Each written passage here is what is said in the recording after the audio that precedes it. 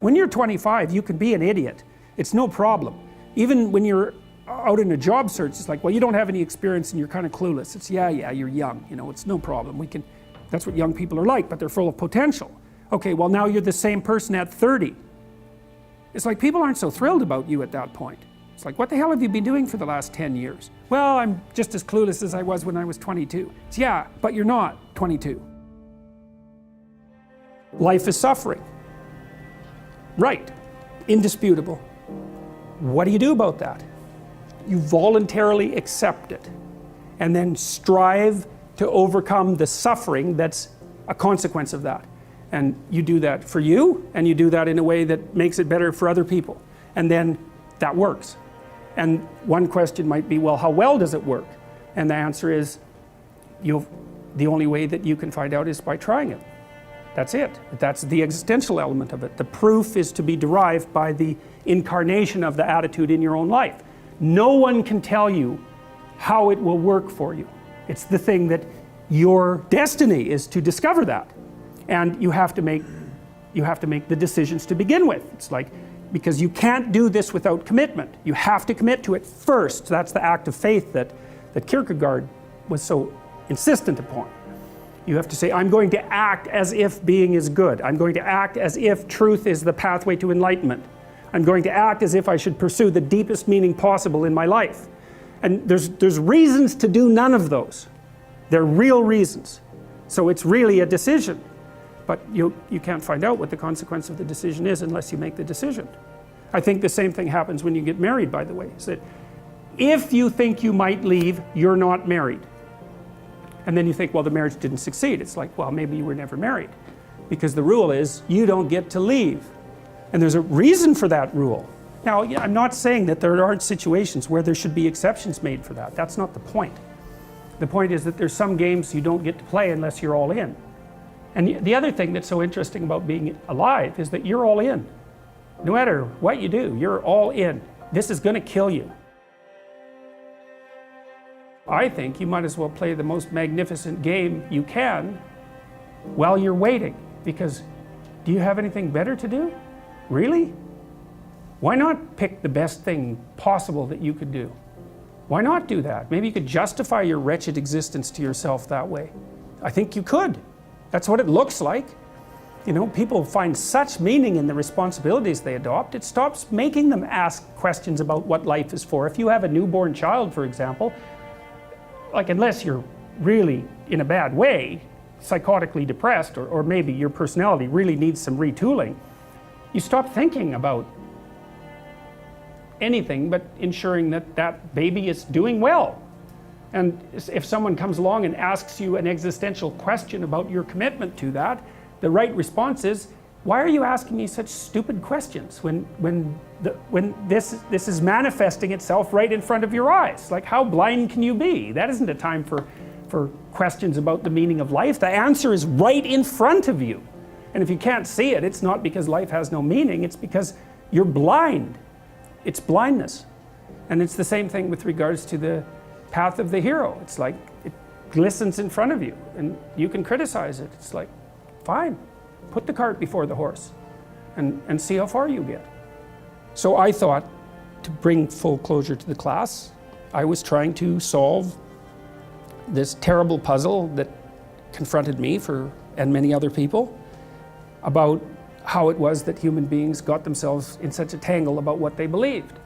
Such a tangle that we were pointing the ultimate weapons of destruction at one another, which, by the way, we are still doing.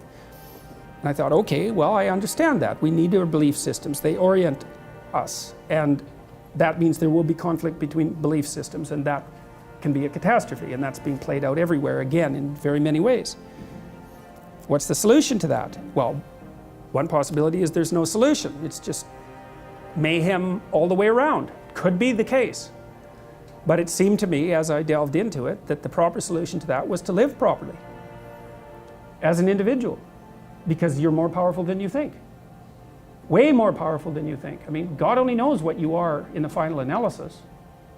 You're blind to your own weaknesses, but you're also blind to your own strengths.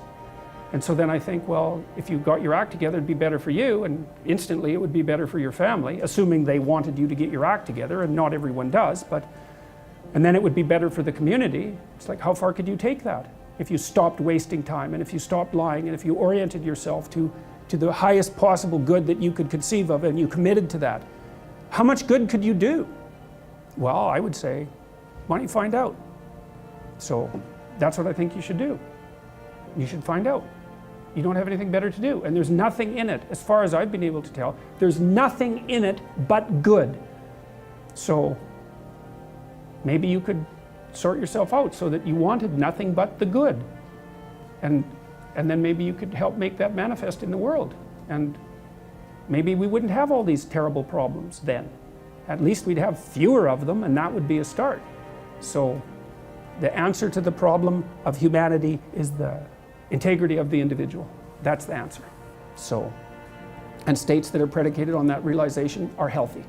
So, and states that aren't are doomed to stagnation and catastrophic collapse.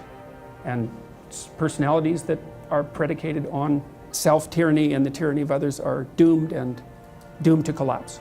And then you think, well, what's the barrier? And the barrier is, are you willing to accept the responsibility? And part of the answer to that is, reduce the damn responsibility until it's tolerable. You don't have to fix everything at once. You could just start by fixing the things that you could fix. You could do it with even less self-sacrifice. You could start by fixing only the things that you want to fix. So do it. See what happens. That's what you should have been taught in university right from the beginning. It's like, aim at the highest good. Tool yourself into something that can attain it. And go out there and manifest it in the world. Everything that comes your way will be a blessing. And so all you have to do is give up your resentment and your hatred. I know that's a hard thing to give up because you have plenty of reason for it. That's probably a good place to stop. Sacrifice. You get to pick your damn sacrifice. That's all. You don't get to not make one. So you're sacrificial whether you want to be or not. That's a good thing to know as well. This is the Peter Pan story, roughly speaking. Peter Pan is this magical boy. Pan is the god of everything, roughly speaking, right? And so it's not an accident that he has the name Pan. And he's the boy that won't grow up. And he's magical. Well, that's because children are magical. They can be anything. They're nothing but potential. And Peter Pan doesn't want to give that up. Why? Well, he's got some adults around him, but the main adult is Captain Hook. Well, who the hell wants to grow up to be Captain Hook? First of all, you've got a hook. Second, you're a tyrant. And third, you're chased by the dragon of chaos with a clock in its stomach, right? The crocodile. It's already got a piece of you. Well, that's what happens when you get older. Time has already got a piece of you. And eventually, it's got a taste for you. And eventually, it's going to eat you. And so Hook is so traumatized by that he can't help but be a tyrant. And then Peter Pan looks at traumatized Hook and says, well, no, I'm not sacrificing my childhood for that. So that's fine, except he ends up king of the Lost Boys. In Neverland, well, Neverland doesn't exist, and who the hell wants to be king of the Lost Boys? And he also sacrifices the possibility that he'll have a real relationship with a woman, because that's Wendy, right? And she's kind of conservative, middle-class, London-dwelling girl. She wants to grow up and have kids and have a life. She accepts her mortality, she accepts her maturity. Peter Pan has to content himself with Tinkerbell. She doesn't even exist. She's like the fairy of porn. She doesn't exist. She's the substitute for the real thing. And so, but the dichotomy that you're talking about is very tricky because there's a sacrificial element in maturation, right? You have to sacrifice the pluripotentiality of childhood for the actuality of a frame. And the question is, well, why would you do that? Well, one reason is it happens to you whether you do it or not. You can either choose your damn limitation, or you can let it take you unaware when you're 30, or even worse, when you're 40. And then that is not a happy day. And I see people like this, and I think it's more and more common in our culture because people can put off maturity without suffering an immediate penalty. But all that happens is the penalty accrues. And then when it finally hits, it just wallops you, because when you're 25, you can be an idiot. It's no problem. Even when you're out in a job search, it's like, well, you don't have any experience and you're kind of clueless. It's, yeah, you're young, you know, it's no problem. That's what young people are like, but they're full of potential. Okay, well, now you're the same person at 30.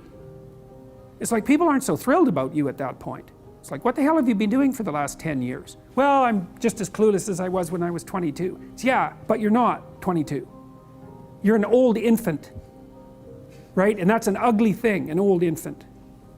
So part of the reason you choose your damn sacrifice, because the sacrifice is inevitable, but at least you get to choose it. And then there's something that's even more complex than that in some sense, is that the problem with being a child is that all you are is potential, and it's really low resolution. You could be anything, but you're not anything.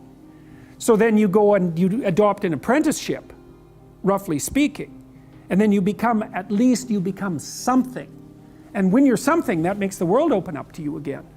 You know, if you're a really good plumber, well, then you have some employees, you run a business, you train some other people, you enlarge their lives, you're kind of a pillar of the community, you have your family.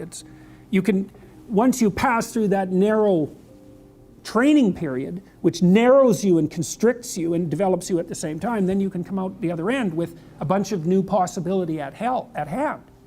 And Jung talked about that. He thought that part of the proper path of development in the last half of life was to rediscover the child that you left behind as you were apprenticing. And so then you get to be something and regain that potential at the same time. Very, very smart. Well, he was very, very smart, so that's very wise thing to know. So, sacrifice.